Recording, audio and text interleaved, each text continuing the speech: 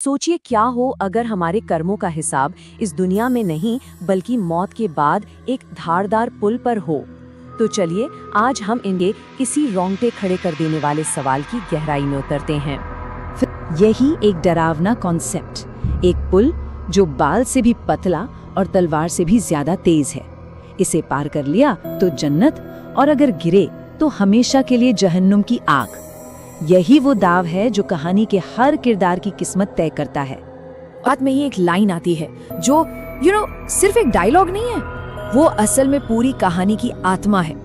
ये वो डर है जो शायद हम सब के अंदर कहीं ना कहीं तो होता ही है कि यार हमारा कौन सा ऐसा पाप है जो हमें ले डूबेगा।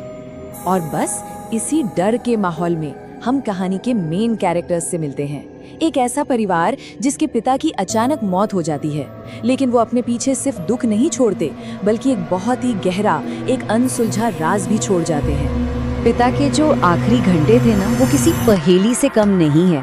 पहले तो सुनामी पीड़ितों का वीडियो देखकर वो टेंशन में आ जाते हैं, फिर अपने बेटे से कहते हैं कि मुझसे एक बहुत बड़ी गलती हो गई है, और फिर छिपकर भागने की कोशिश करते हैं।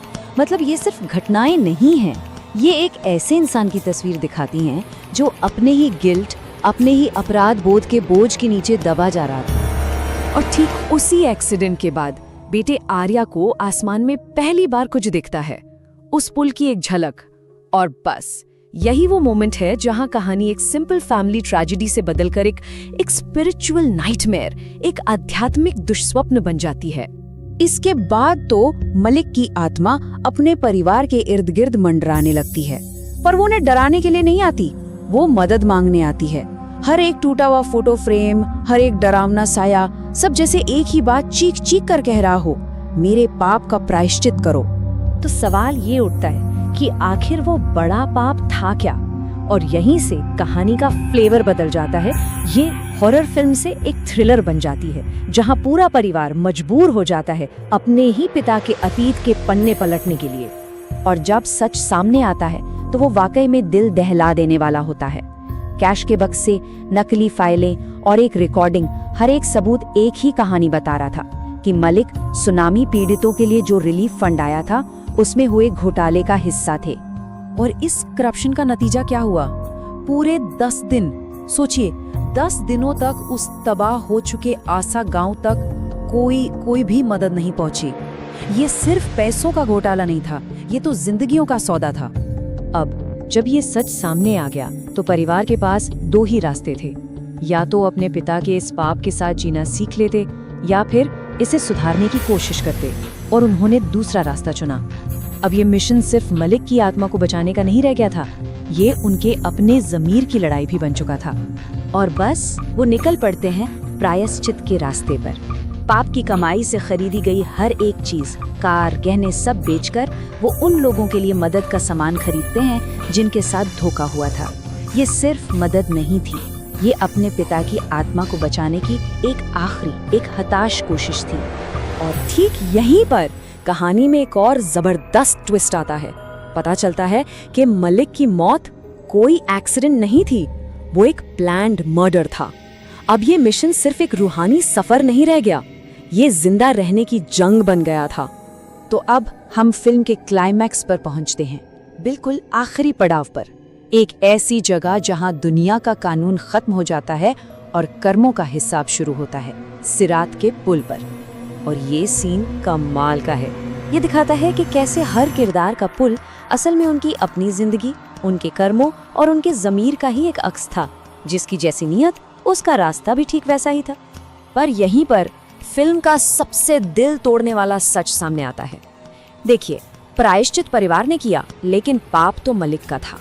और शायद कुछ पाप इतने बड़े होते हैं कि किसी और की अच्छाई भी उन्हें धो नहीं सकती। तो मलिक जहन्नुम में गिर गया। क्या कहानी खत्म? नहीं, बिल्कुल नहीं। असल में फिल्म का असली मतलब तो यहीं से शुरू होता है। तो चलिए इसके एंडिंग की जो 4 अलग-अलग थ्योरीज हैं उन्हें समझने की कोशिश करते हैं। तो सबसे पहला सवाल, क्या ये जो भी डरावनी चीजें हुई वो सच में हो रही थी, या फिर ये सब सिर्फ आर्या के दिमाग का खेल था जो अपने पिता की मौत के सदमे से गुजर रहा था? तो ये थ्योरी ये कहती है कि पूरी फिल्म असल में आर्या की अपनी अंदरूनी लड़ाई है। वो जो सिरात का पुल है वो कोई असली जगह नहीं, बल्कि उसके दिमाग में बनी एक अदालत है, जहाँ वो खुद अपने पिता को जज कर रहा है, उनका फैसला कर रहा है। लेकिन क्या हो अगर ये सब आर्या के दिमाग का खेल ना हो? क्या हो अगर जो कुछ भी हमने देखा वो लिटरली सच में हो रहा था? ये थियोरी मानती है कि हाँ, मलिक का भूत असली था और वो सच में मदद मांग रहा था, पर इसमें एक प्रॉब्लम है। सवाल ये है कि अगर मलिक की आत्मा इतनी पावरफुल थी तो उसने अपने परिवार को उस गुंडे से क्यों नहीं बचाया? इस थियोरी में कुछ सवाल हैं जिनके जवाब नहीं मिलते। तो चलिए अब एक तीसरी पॉसिबिलिटी देखते हैं, और ये शायद सबसे गहरी है। क्या हो अगर ये पुल कोई जगह है ही नहीं, बल्कि सिर्फ एक आइडिया हो, एक मेटाफोर हो? इस थियरी के हिसाब से पुल कोई फिजिकल जगह नहीं है, वो हमारे ज़मीर का आईना है।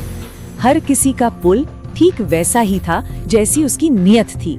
मतलब जो फाइनल जजमेंट है वो कहीं बाहर नहीं, वो हमारे अंदर ही होता है। और ये जो आखिरी थियरी है ना, ये कहानी को पूरी तरह से घुमा देती है।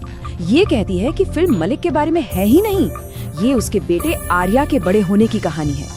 ये इस बारे में है कि कैसे एक बच्चा ये सीखता है कि उसके हीरो, उसके अपने माता पिता, वो भी गलतियां कर सकते हैं, और आखिर में हमें अपना रास्ता खुद ही बनाना पड़ता है।